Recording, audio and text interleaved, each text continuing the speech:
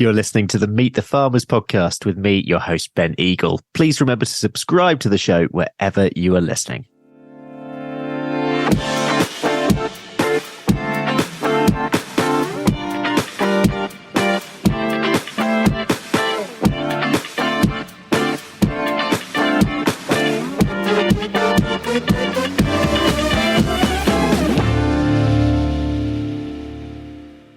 Hello, everyone, and welcome to episode 199 of the Meet the Farmers podcast with me, Ben Eagle. Today, I'm heading across the Irish Sea to speak to Irish dairy farmer Bruce Thompson, who milks 300 cows at the foot of the Slieve Blooms in the heart of the island of Ireland. Over time, the farm has shifted towards dairy, but it used to be more of a mixed farm with sheep, beef, and dairy enterprises. Bruce has always worked in agriculture, although he has a diploma in automobile engineering and is currently studying for a diploma in sustainability. He's probably best known in regen ag circles in the UK for his role in the Dung Beetles for Farmers project, along with Sally Ann Spence and Claire Whittle. And this was the subject for his Nuffield scholarship in 2020, titled Anthelmintic Resistance Control Measures Incorporating Pastoral Management and Dung Beetles to Increase Biodiversity. Bruce, welcome to Meet the Farmers. How is your week going? Great, Ben. And first of all, I'd like to thank you for having me here, and big congratulations on pronouncing Anthelmintic resistance correctly. It took me 6 months to nail that. So yeah, good on you, mate. I have been practicing. I have to say. Yeah. Yeah. I can't remember when you last came on the show, because it was I had you and Claire on quite a while ago. Yeah. Must have been a way back. I probably didn't get much of a chance to speak with Claire, to be honest. So thanks for bringing me back, Ben. Yeah. Yeah. It's all about you today. It's all about you. Oh, great. Yeah. So let's do a little bit of a general Irish farming chat first of all. For you, I mean, what do you think's first and foremost in Irish farmers' minds at the moment? What are people talking about on the ground? Yeah. Well, look, we're coming out of a very wet and cold spring, the same as you guys. Our silage stocks are very low, and we've been struggling to get grass covers up on farms. But it's in the last week has really started turning around. So there's a big emphasis on maybe gathering enough winter feed for the coming winter.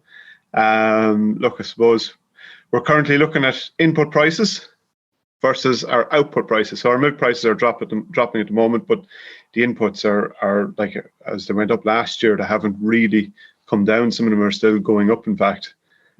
So it's a big concern for us what our bottom line is going to be like at the end of the year. I suppose that puts a focus then onto inefficiencies. So animals that are not making money are not being kept. Yep. And then look, our nitrates directive, our derogation is under threat from Europe, because we're kind of fighting on our own now. We had our neighbours with us this time, but we're there on our own now, fighting our corner.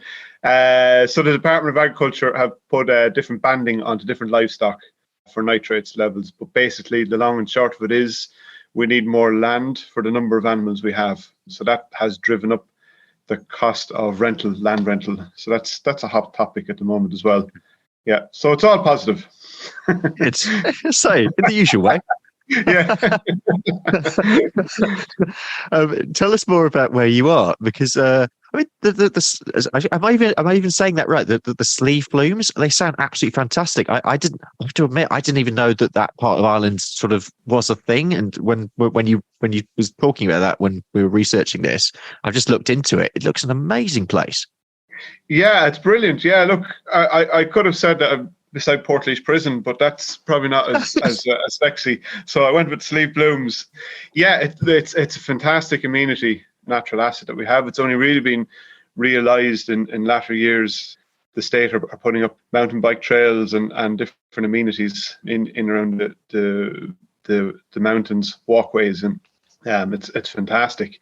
But look, our farm is just at the bottom of it, so it starts to rise up onto the mountain. So it's really only getting into the mountain. So look, we're down the bottom of the farm. I think is about 380 feet, and the top of it goes up. It's just shy of 1,000. So it's quite undulating and steep in parts.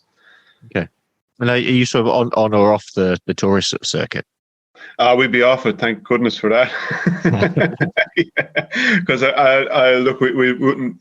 I see you guys have a lot of conflict there with walkways and trackways. Oh yes. And I really feel your pain. Like, to be honest, I wouldn't like it. But I know, look, the top part of our farm is just below a walking trail, and we would have the odd visitor, but look, they don't really cause us any hassle. So, we're not so bad. Yeah. Let's talk about the herd. So you're operating a spring calving system, but that's practically all I know. Yeah. So we have 300 Jersey Friesian cross cows, and look, our focus on the farm is producing milk solids from grass in the most efficient manner possible. So this means that we're matching the calving pattern to the grass growth curve. So we have a tight calving pattern, which means we need a more fertile type of cow. And 90%, over 90% of the milk solids in Ireland are exported. They're not exporting liquid milk. So our processors, the pricing system works very highly in favour of high constituent milk. So we get a negative on our milk check for volume. So we're looking at high constituents in the cows. So that's the type of animal we have. We keep the young stock on the farm then as well. So we'd have like the heifers coming up through. So yeah, that's the type of herd we have. Yeah, and how's the business sort of shifted over time? Because I know that you used to be more of a mixed farm. Yeah, well, look, when I came home first, we'd cattle, sheep, and we were milking 54 cows as well, and doing a bit of agricultural contracting. So, look, I when I came home first, I told my dad it's either me or the sheep. Okay. By the way, I think they're amazing. And he thought hard. Yeah. I think they're an amazing animal. Yeah. But they weren't anyway. Yeah, so look, with the abolition then of milk quotas, we saw the opportunity that was there with milk, and we just went down that line. We stopped keeping cattle on the farm, beef cattle, and of course then we didn't have time for the agri-contracting, so we're just concentrating now on milk production. So that's kind of, I suppose. Look, we look that's maybe, I suppose, given our geographical location, a lot of the fields are quite small. And it's quite interesting with a 300 cow herd when they walk into a field after grazing, and they've gone within an hour, and you have to move them again. Yeah. So, but look, it's all good. Yeah, we embrace the challenge. Yeah. And the other thing I'm interested in, I suppose, is as part of that shift. So you went from being very much a father and son team to almost, well, I suppose, managing a team. How did you find that, and sort of what are the opportunities, but the challenges that have been as well? Yeah, look, that's been a big learning curve for me, to be honest. One of my biggest life learning lessons. Yeah, sure. Look, when it was just myself and Dad here, the jobs were just done. And look, you just stayed at them. You start off in the morning with no big plan, and you just get them done. But yeah, if something was wrong, you just shouted and sweared at each other and got it sorted. And you went in, you sat down, had dinner together. But look, shouting and swearing doesn't work when you have staff involved. Look, as we were expanding, we would take on seasonal help. But that I would have to say, is probably the worst case scenario for everyone involved, because you're bringing people into the business to do, to be honest about it, is a skilled job at a time of the year when you didn't have time to be training people or showing them what to do, and you were assuming that they knew what to do, and assuming that they were going to have the same goal in you.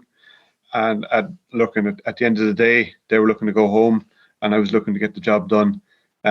So you really need people bought into the business to have an interest in it and see the jobs done and done right.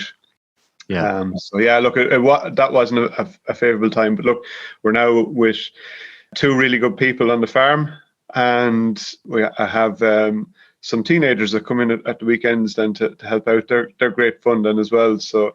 Yeah, it's a bit of fun. But look, the guys on the farm, they're able to work away.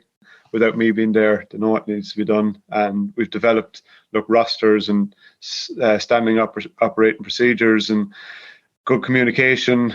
We have a meeting once a week, and we all the decisions then are collectively done. That there's an ownership then in terms of what's going on the ground, what needs to be done. And it gives great feedback as well, because the guys are invaluable. So, if they're doing a job and they find it difficult, they'll point it out and come up with a solution, and then it's implemented if I need to go and buy something for it or sort of get it done. So that's where we're at. What's the labour situation like generally across the country? And I'm trying not to make this a Brexit discussion, but it is interesting being across the other side of the Irish Sea, because I mean, certainly in the dairy sector here, certainly in the horticulture sector here, if you look at seasonal labour it's the thing that all farmers are talking about here. What's the situation like in Ireland? Yeah, well, look, without getting into Brexit, I actually don't think it's solely a Brexit problem. It is the same here. There's no point in saying otherwise. And actually, from a lot of travelling over the last 12 months. That's good to hear. In some ways. Yeah, it's every business I visited in the last 12 months with my travels. We asked the business owners what was their biggest threat, and they said it was labour. So it's not a solely a Brexit thing. Yeah, it's been kind of uttered to being the new milk quota in Ireland. It is a huge limiting factor, with some farmers actually scaling back slightly because they find they're out of their reach in terms of what they're able to get done properly in the spring.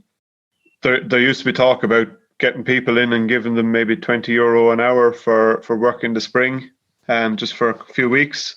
But that doesn't even get mentioned now, because there's no such thing as getting those guys. So you have to make work for people on the farm. That is if you can get them. Yep. I suppose we've kind of maybe generated a bit ourselves, because we're telling people how hard the work is on farms and how terrible it is and how poor the markets are, and then we're expecting them to land into the farm and work away until an old man dies in his 80s and hands it over. Yeah. So there's very little incentive to progression within it as well. So it's a big problem, and we've a long way a lot to do to turn it around. No, absolutely, yeah, and we do laugh about it, but it is a highly serious issue, and it's an issue for the long term as well, isn't it? It's just, and I mean, it's going to be different for every farm, but largely this is an industry-wide issue of how you actually incentivize in the first place. Yeah, well, look, it's with any other business. You come in and you start washing the dishes and mixing the cement, and you hope to work your way up to a ground manager or a floor manager, or maybe a piece of the pie, and that's not, people don't expect that to happen in farming, but they should. So we need to change that perception. Yeah. Let's bring it back to you. Did you ever want to do anything else other than farm, or was it always farm? Yeah, well, look, I'm home farming now just over 20 years. I'm still called a young farmer. I'm still wearing that badge, but when I left school and went on to university, I did automobile engineering. So my hoping was to be designing cars, the mechanical end of cars. But there was a tuberculosis outbreak on my father's farm at the time, and right. I know I said we'd 54 cows. He actually had lost 48 of them with tuberculosis. Wow. So he was giving up farming. He couldn't find a way out of it. So I said, look, I come home for a year and we'll get it kind of straightened out and get going again. And I never left it. So look, that was kind of an interest I had. Maybe I won't say that I regret it. I definitely don't. It was actually probably it definitely worked out for the better, because I love what I'm doing. And I know if I was to be at what I was at or hoping to do, it would be get very monotonous, I would think, at this stage. Yeah. Well, so, I could say 20 years down the line, it says a lot, doesn't it? This episode is being supported by our primary sponsor, A-Plan Rural. Why did I want to collaborate with A-Plan Rural? Well, having got to know them, their team shares my passion for giving a voice to farmers, and we are both driven to raise the profile of farming voices to a wider audience. So it seemed quite a good fit. Quite frankly, together we will be able to do a lot more. A-Plan Rural do a lot of work on social media themselves, sharing farming accounts and farming stories. They have a rural community blog which shares farmers' experiences, and they also support a growing number of initiatives that champion UK farmers, including this podcast. So a big thank you to A-Plan Rural for supporting Meet the Farmers. Let's turn to your Nuffield, which of course took you towards the subject of dung beetles. Why? Yeah, classic Nuffield question. Why do a Nuffield in the first place, and why that subject? Yeah. Okay. Well, look, I suppose I always looked up to Nuffield scholars and aspired to the path that they took. I thought they were always very good leaders, and you would always get good advice from them, and they were very open to people. Yeah, and look, while my farm was expanding here, I found myself spending an awful lot of time within my business and never actually leaving the farm. And even my wife had been commenting that my interpersonal skills were really dropping. So, but that was before COVID. Yeah, it was. Yeah, I found myself talking to people. I'd be looking at my feet, and hands in front of me, my mouth. I was getting, maybe caught in my own bubble, getting myself isolated. And I had a big interest in animal health, and I could see that what we were doing in terms of parasite control in our industry was wrong, and I saw I was very curious about these dung beetles at the time. I got talking to Sally and Spence and the way it was interlinked with parasite management, and I thought this was amazing. So, and you might think that's strange, but I think people that don't open up dung pats with their hands are strange. So, but I look at that got me, very curious, and I wanted to find out a lot more about it. And I approached Nuffield then with my own topic, and yeah, I have to say I'm still very thankful for the sponsors and the people that picked me to go ahead with it. It was awesome. Where did it take you? Where did you go? Yeah, well, look, I suppose it kind of, my Nuffield was disrupted with COVID. So look, I started traveling in early 2020. So I did a good bit of traveling around South Australia and Tasmania. And look, I got called home then and concluded my actual research then online with people from around the world. But then I got to restart my traveling again last year. So I was traveling with 6 Australians, which was interesting. That's one word for it.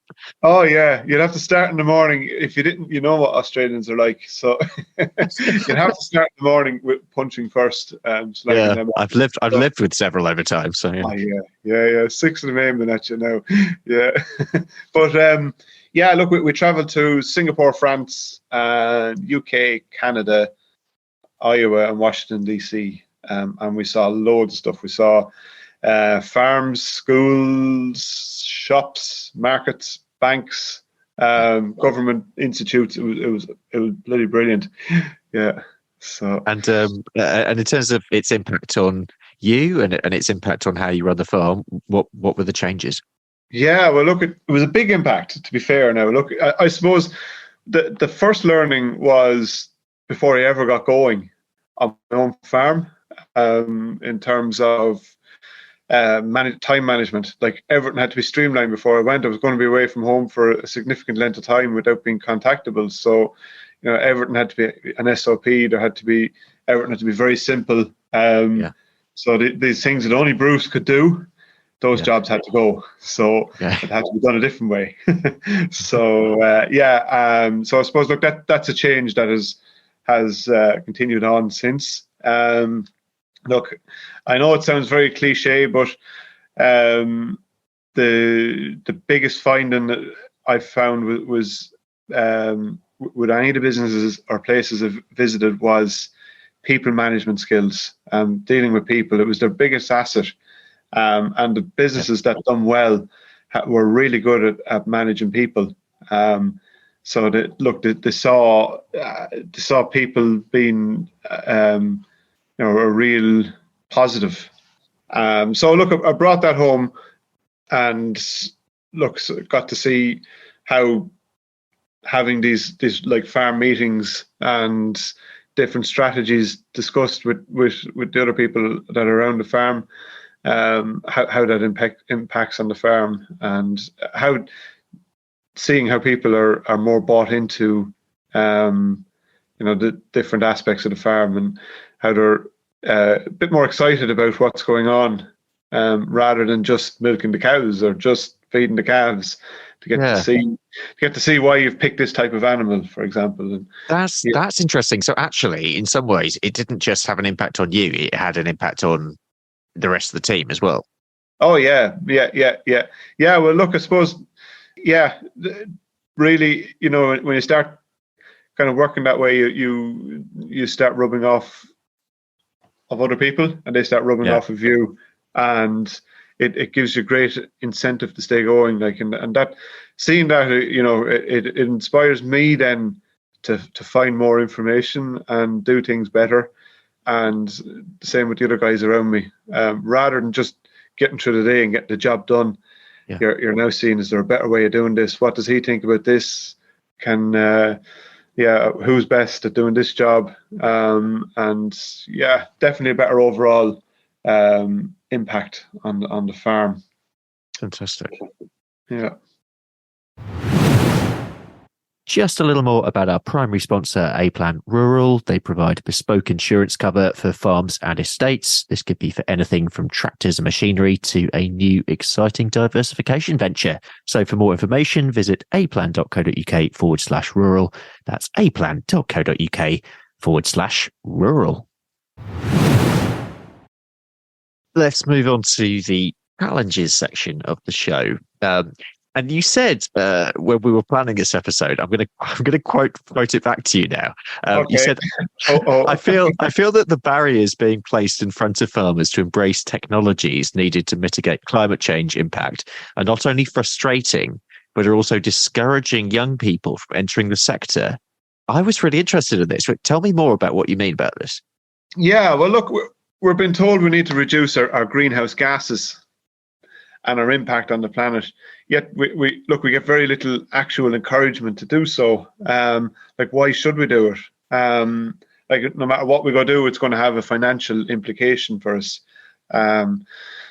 So, but like for example, I tried to put in PV electric solar panels on my milk and parlour roof, and the first thing, my application to do that went in, I think, 4 times and got lost, and it was taking months each time to redo it. Then I was told that I needed planning permission for these panels on the roof, on an existing roof. The companies selling these PV panels are marketing them, trying to show that, well, you can be electrically neutral, so you can actually produce enough electricity on your farm to run your farm. And a milking parlour would, running 300 cows, would use quite a lot of electricity. So the way that works is, during the day, these PV panels put electricity onto the national grid and pull it back out of the grid then at milking time, when you're cooling milk. The problem there is, I'm not sure the unit rate now at the moment, but at the time we were paying 21 cents for a kilowatt. Yep. And we were going to sell a kilowatt of electricity for 7 cents. Right, okay. So... You don't have to be a math genius for that one. No, and like that's not that. There's no justification in that other than taking advantage of people. Like I saw in other parts of the world, like Canada, for example, had this live system whereby you could actually see at different points of the day the demand on the grid.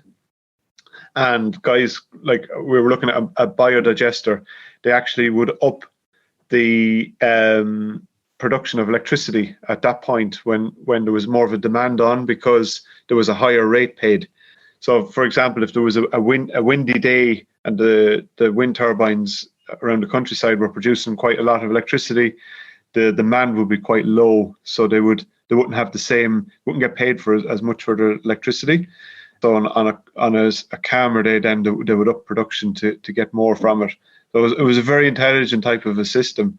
But look, it just all made sense to me, to be honest.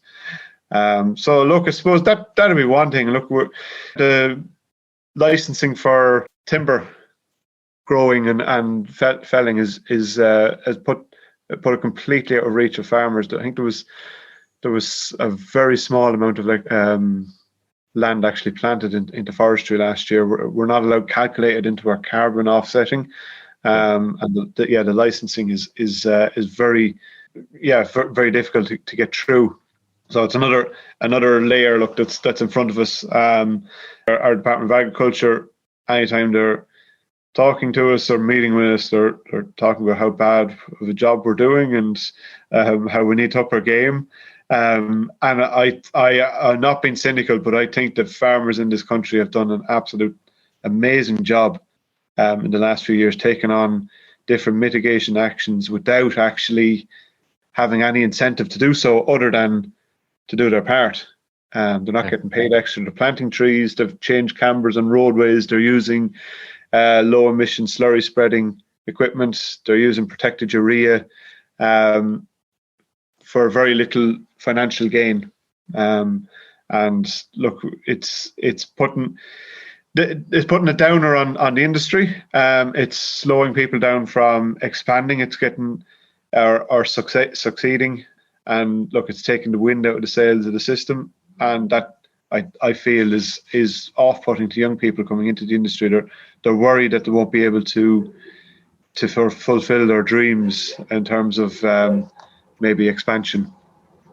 So yeah, it's whereas that 10 years ago was completely different.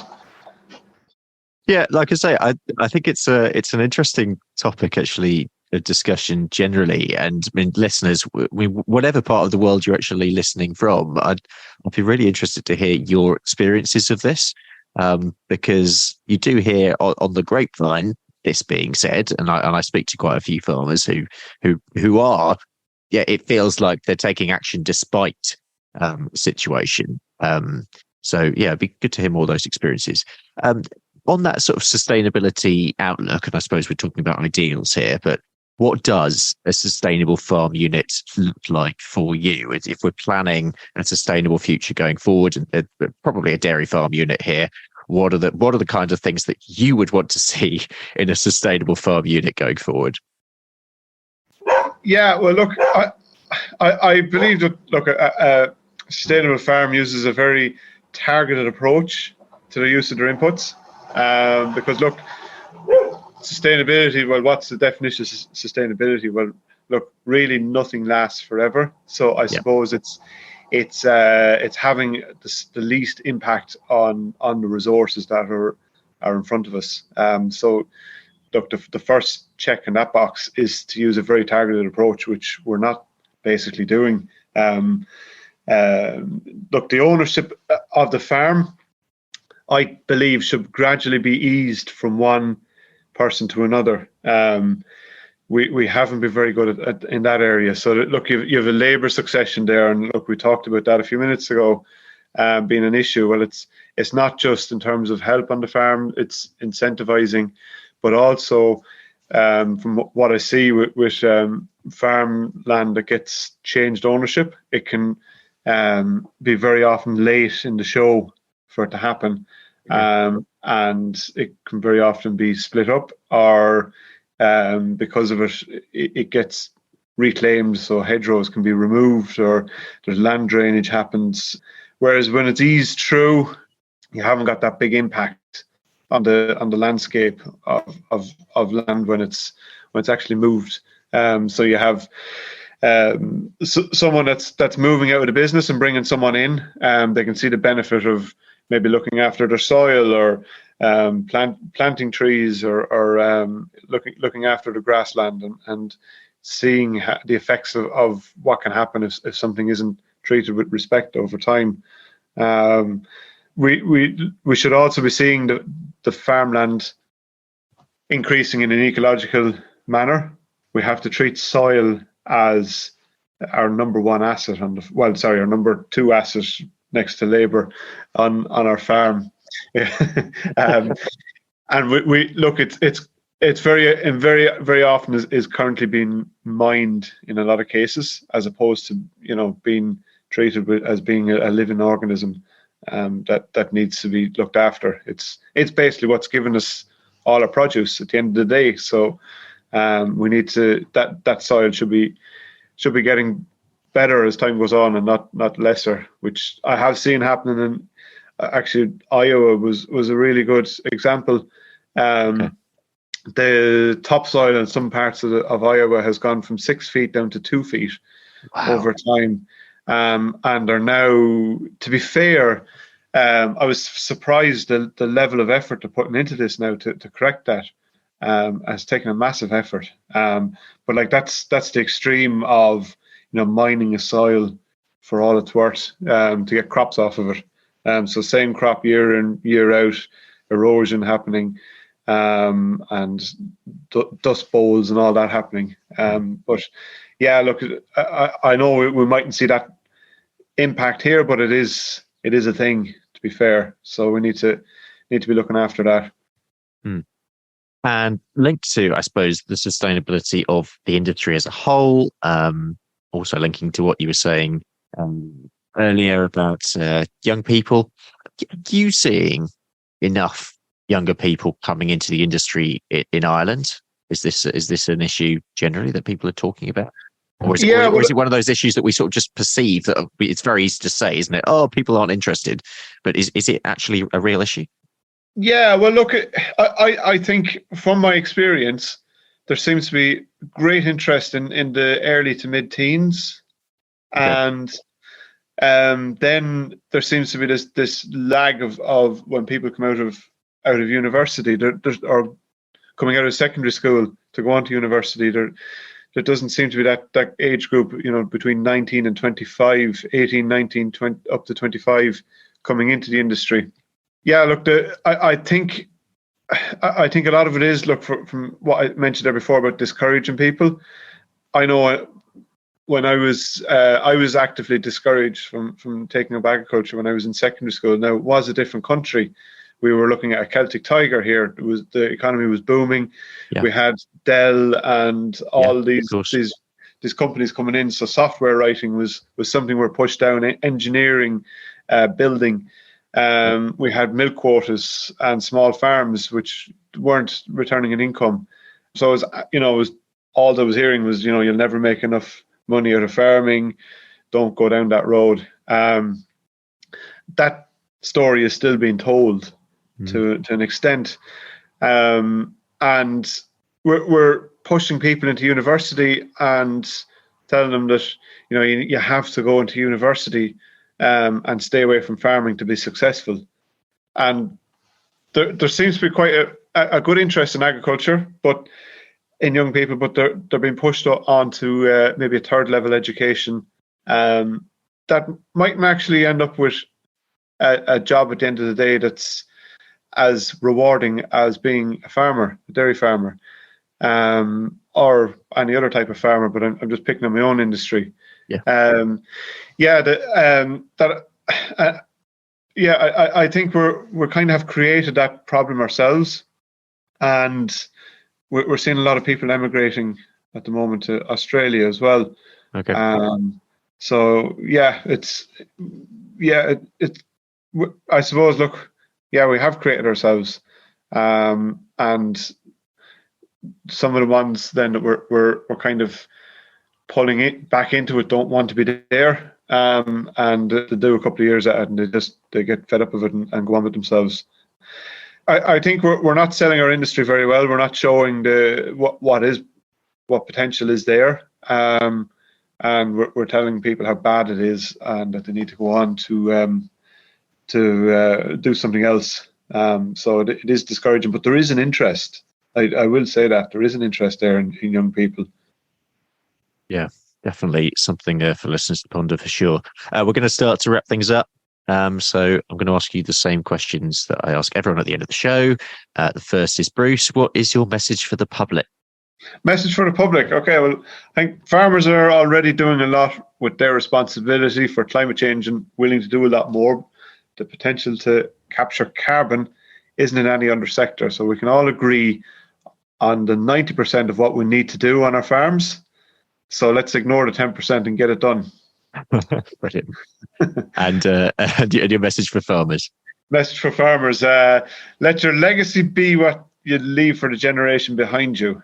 There's nothing more rewarding for me than seeing someone else benefiting from your time. So keep sharp and keep sharing.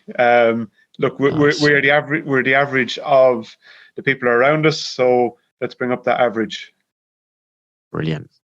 Great messages. And finally, your recommendation for a blog, podcast, or social media account to follow, which can be farming or non-farming.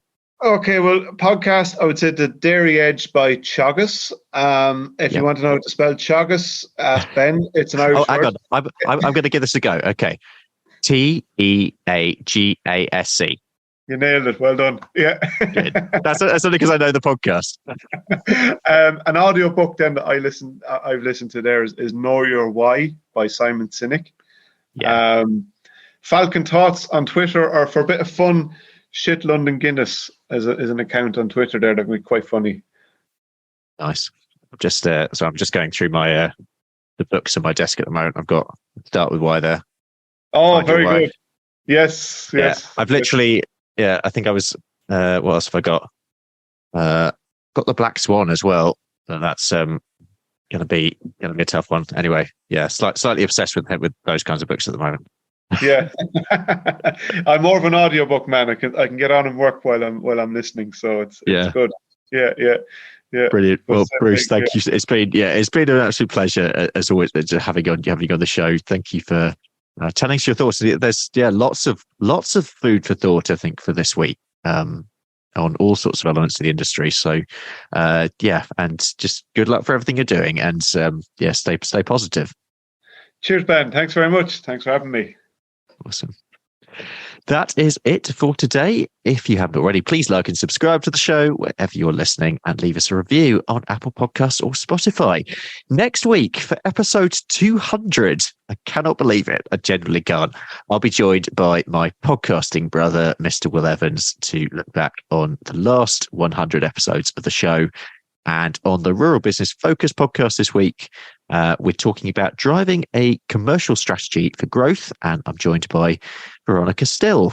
Thanks again to Bruce for today, and to our primary podcast sponsor, A-Plan Rural Insurance, for supporting the show. Please see the show notes for more information and for any links mentioned today. For now, though, I'm Ben Eagle. This has been Meet the Farmers. Thank you very much for listening, and I hope you all have a great week.